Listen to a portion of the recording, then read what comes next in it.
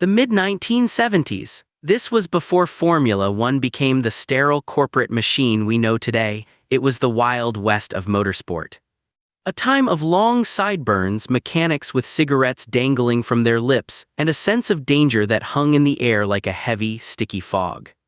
Back then, death rode shotgun. Every year the grid lost one of its heroes, but that proximity to the abyss just made them push the pedal harder. It was an era of giants: Niki Lauda, James Hunt, Emerson Fittipaldi, yet even among those names the real stars weren't the men. They were the machines. The engineering war was brutal. Teams were like alchemists hunting for the golden formula of speed.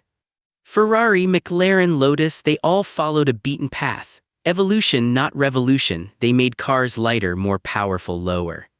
But every single one of them obeyed an unwritten code that seemed as immutable as gravity: 4 wheels, 2 up front to steer, 2 in the back to push. It was dogma. It was an axiom. No one dared to question it.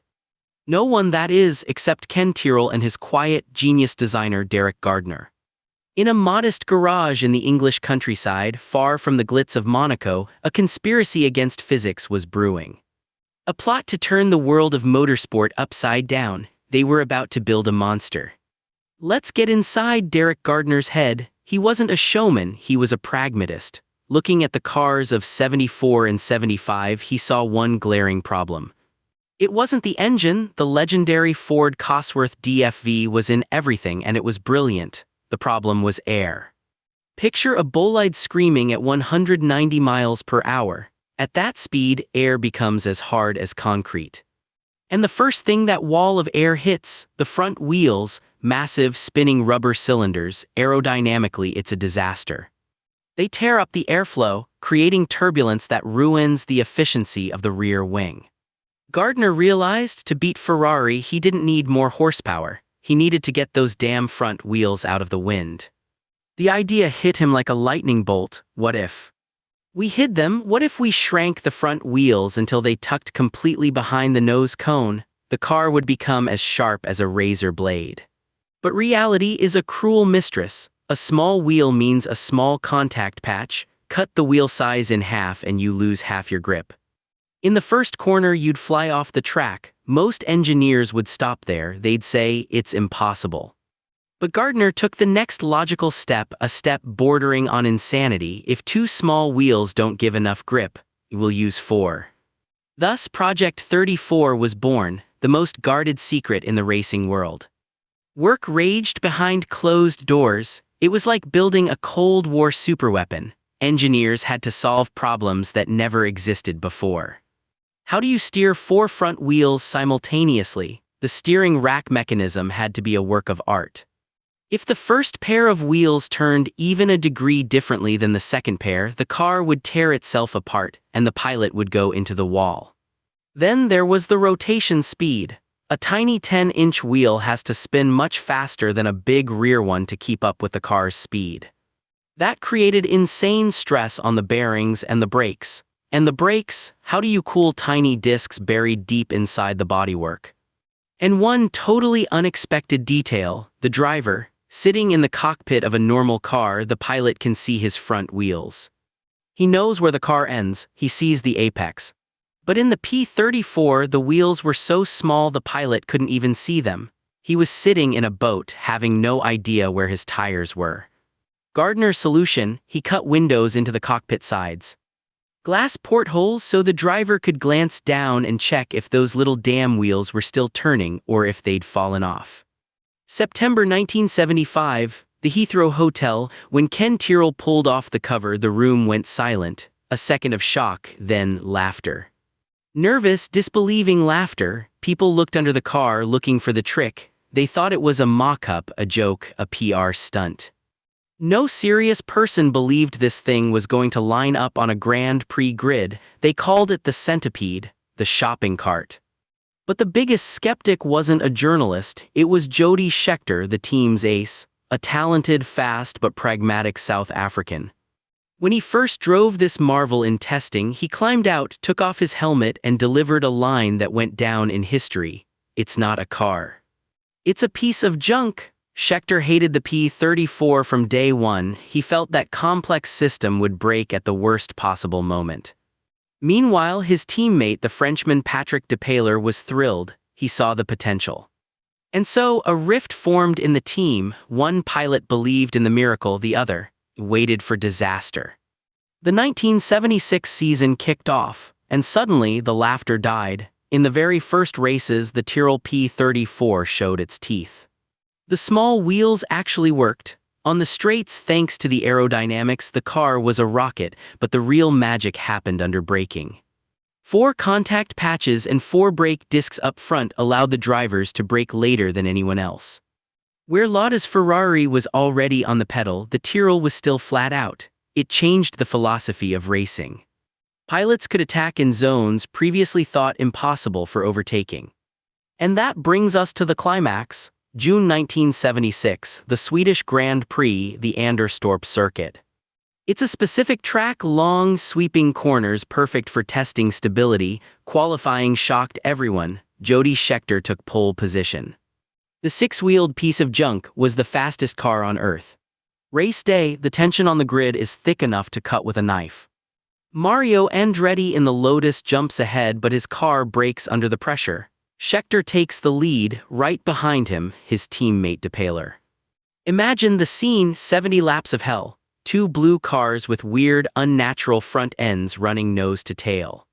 The whole world watching those little wheels spinning at breakneck speed. Will the bearings hold? Will the rubber overheat?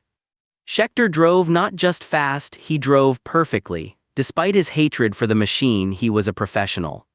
He wrung every ounce of performance out of it. The final lap, the checkered flag, first Scheckter, second Depailler, it was a 1-2 finish. A total, undeniable victory. In that moment, the Tyrrell P34 stopped being a joke, it became a legend.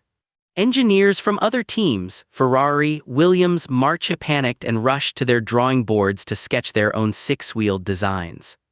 It seemed like the future, like in 5 years every Formula One car would have 6 wheels. But fate is an ironic screenwriter. The triumph in Sweden wasn't the start of a new era, it was the beginning of the end. 1977 arrived, expectations were sky high. The team upgraded the car, turning it into the P34B. It was sleeker, heavier, and more complex. Jody Scheckter, the wise pragmatist, left the team. He moved to the new Wolf team, saying on his way out, "This concept is a dead end." He was replaced by the super Swede, Ronnie Peterson, one of the fastest drivers of his generation. It looked like a dream team, but enter the invisible enemy: economics. The tire giant Goodyear was a monopoly. They supplied rubber to almost every team. Picture the situation: Ferrari, McLaren, Lotus, they're all demanding better tires. They're fighting a tire war with Michelin.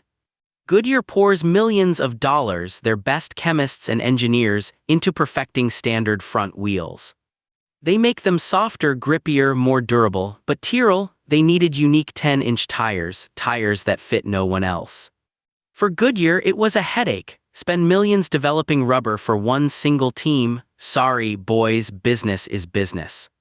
Progress stalled. The rear wheels on the Tyrrell got better because they were standard, but the front stayed stuck in 1976. It was a catastrophe. Imagine driving a car like that. The rear axle has insane grip pushing you forward, but the front axle is sliding, refusing to hold the line. The balance was destroyed. The car became undrivable. Ronnie Peterson and Patrick Depailler weren't fighting their rivals, they were fighting their own vehicle. It was painful to watch. A machine that looked like a revolution just a year ago now looked like a heavy, clumsy dinosaur waiting for extinction. Every race brought new disappointments: engine failures, overheating brakes, crashes. Derek Gardner's engineering genius crashed into the wall of Goodyear's corporate indifference. At the end of '77, Gardner, broken and disillusioned, left Formula One. He went to work for a company making transmission systems for trucks. The man who almost outran time went back to the mundane. The project was shut down. Team Tyrrell went back to standard 4 wheels in 1978. It looked like a defeat.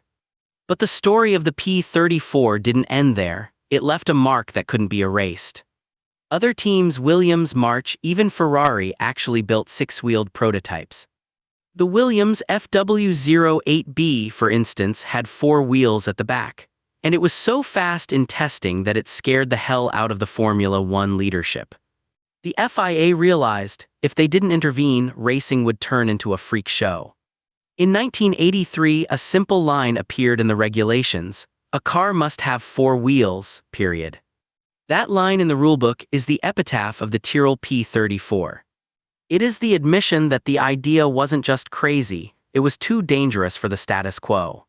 Today, walking through motorsport museums, you see dozens of perfect, beautiful bolides. They all look alike. Perfection can be boring. But crowds always gather around the Tyrrell P34. Why? Because this machine tells us a story of human audacity. Of a time when an engineer could say, "I think differently," and he was given the chance to prove it. It's a story that the right path isn't always the one everyone else is taking. Yes, the Tyrrell P34 lost the war. It fell victim to circumstances, logistics, and money, but it won something more important than trophies. It won immortality.